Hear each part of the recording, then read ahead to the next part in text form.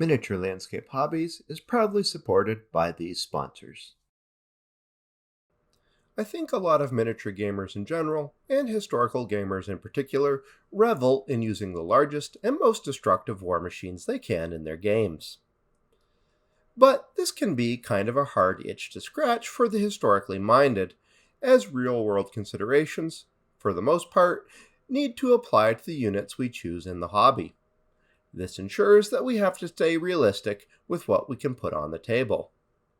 So, while historical gamers can often get a few 70-ton tanks on the table, as a miniature I mean, not literally, the truly massive behemoths, the war machines weighing thousands of tons each, must stay in the realms of sci-fi.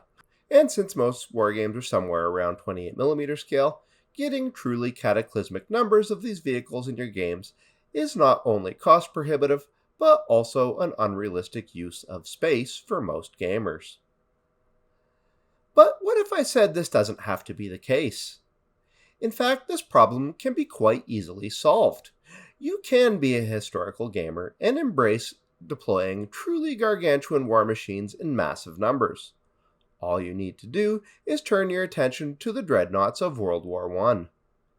These real-life vehicles and their titanic clashes, such as the Battle of Jutland, allowed actual armored behemoths to go toe-to-toe with earth-shattering results.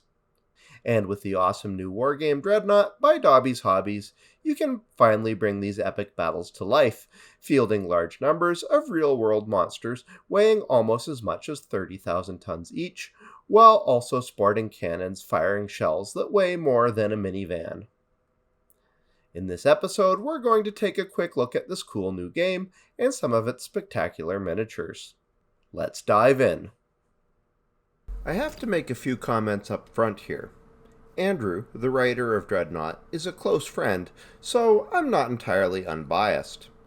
He also sponsors the channel, so what you're going to find here is not a blow-by-blow evaluation of the pros and cons of the game. I'm already a convert, and I enjoy Dreadnought a ton. Instead, I'm going to give you an overview of the game so you can decide if this is the right one that you should be interested in adding to your collection. Historical miniature games usually come in one of two flavors, deep and immersive, with an eye for reliving history, or stripped down and simplified. Obviously, the former can be rules-dense, often leading to slow but immersive play and a high bar for entry, as it takes time to learn all the minutiae, while the latter is usually quick to learn and easy to play, but this often comes at the expense of enjoying the historical flair of the time period represented in the game itself. Dreadnought does a great job of splitting the difference. How does it do this? Well, let me explain. First, the rules tend toward the stripped-down type. You can learn the game in minutes, not hours. The entire rules section of the game is really only 8 pages long. However, the army lists and the models themselves compensate for its simplicity, putting the history in Dreadnought firmly at the forefront. This is done by using models of the actual ships from the period, including the proper rosters of each ship that fought in the engagements detailed in the rules. This gives players a very real sense of being invested in the actual historical events that are portrayed. Let's look at the actual mechanics of the game. Dreadnought is typically played on a standard 6x4 or 4x4 game surface. Most miniature gamers are used to this. The scale of the game can be adapted to your miniature collection, but should range from 1 to 1800 to 1 to 2400. This allows you to fit enough models to play anything from a small skirmish up to a cataclysmic fleet action in a reasonable space and in a reasonable amount of time. The rules revolve around a card representing each ship in your fleet. These details are laid out so the card can be laminated and you can track the declining abilities of the ships as they get damaged. In recent times, the classic I go, you go approach to miniature gaming has fallen out of favor in exchange for alternating activations where each player takes turns within a game round. Dreadnought embraces this, with players alternating moving their squadrons. This avoids big downtimes where one player just watches the other one, waiting for their turn. After the movement comes the fire phase. This is done in such a way that all hits are applied simultaneously. You won't have to worry about your cool models being sunk before they can fire a single shot, because everyone gets a chance to shoot before casualties are applied. This also seems to suit the World War I naval historical period, where weight of fire was more important than anything else, and where engagement distances were measured in kilometers, not meters.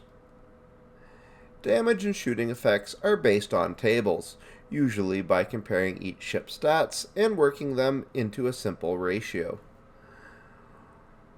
And when I say simple, I mean simple. You won't need a calculator, and the game refreshingly doesn't require any tokens at all. My favorite part of the game is next, the damage system. Dreadnought's damage system is both unique, thematic, and easy to use. Rather than tracking hit points or other methods of damage, the punishment inflicted on your ships reduces their capabilities and causes flooding. If you're really lucky, or just good at shooting, you could also cause the dreaded magazine explosion, which usually spelled doom for a ship of the time period. This method of slowly flooding and sinking a ship, or blasting it into pieces with one almighty salvo, is another great element, to evoke the history of World War I naval clashes, as this mirrors how ships were actually destroyed in the first place. At this point I need to circle back to something I said earlier. The number of tables. Referring to tables to resolve game effects can be tedious, but Dreadnought has a sum of only 5 tables and works with a regular 6-sided dice, keeping the process of referring to gaming rules very fast and compact. After page 8, you've seen all the rules. The rest of the book is a couple of scenarios and the army lists for the British and German fleets. There's also an additional supplement you can get called Forgotten Navies, which adds Austro-Hungarian, French, Imperial Japanese, and Ottoman ships to the game, so you can play any of the major powers of World War I. When it comes to picking your forces, there are guidelines to ensure that you're tipping your hat to history, but these aren't very restrictive. Interestingly, you won't find any classic points cost for balancing your forces with your opponent. You see this in other miniature games, but it doesn't happen in Dreadnought. Instead, the real-world rating of tonnage for each ship is used, making force composition easy and relatable if you know anything about actual ships and the technology of the time. Turning to the models, you have some interesting options. As I indicated earlier, you can use pretty much any scale, and a lot of different scales of model ships are available as both 3D prints and as pewter models. Any of the ships can also be purchased from the WWI Hobbies website. These are all excellent 3D prints licensed by Wartime's Journal. At only about $6 per ship, these models are inexpensive and super detailed for the size. Beyond this, if you use the WWI Hobbies eBay store, you can enter an exclusive coupon code, WWIs10, all in uppercase, and you'll get 10% off. Speaking of the size, the small scale makes for fun and fast painting sessions. I managed to build 2 large elements of both Admiral Scheer's German fleet and Jellicoe's British fleet in about 2 days. This provides more than enough options for any number of games. If you're interested in more on painting these cool ships, keep your eyes peeled on this channel for an upcoming tutorial.